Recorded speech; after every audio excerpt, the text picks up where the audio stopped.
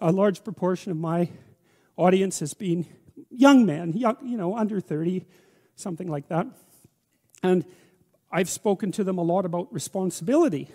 And what's so odd about this is that of all the things that I've spoken about, because I can see the audience and I can feel how the audience is reacting, because I'm always paying attention to all of you insofar as I can manage that. So I get some sense of how what I'm saying is landing, which you have to do if you're going to speak effectively to people. And what happens is if I talk about responsibilities, everyone is silent, just like they are now. Silent and not moving, right? Focusing, attentive.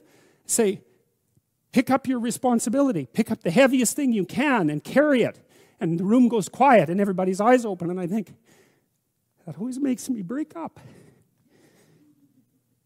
I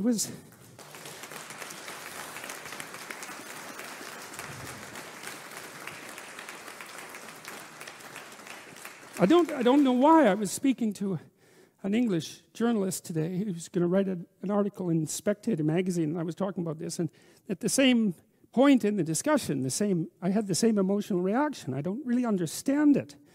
I think there's something about it that's so crucial, because we've been fed this unending diet of rights and freedoms, and there's something about that, there's something about that that's so pathologically wrong, and people are starving for the antidote, and the antidote is truth and responsibility, right? And it isn't because that's what you should do in some I know better or someone knows better for you what you should do sense. It's that's the secret to a meaningful life, and without a meaningful life, then all you have is suffering and nihilism and despair and all of that and self-contempt, and that's not good. And so it's necessary for men to stand up and take responsibility, and they all know that and are starving for that message. And the message is more that that's also a good thing, to stand up and take responsibility, because you're cursed so much now from when you're young with this notion that your active engagement with the world is part of what is destroying and undermining the planet and adding to the tyranny of the social systems. It's like, how about not so much of that, hey?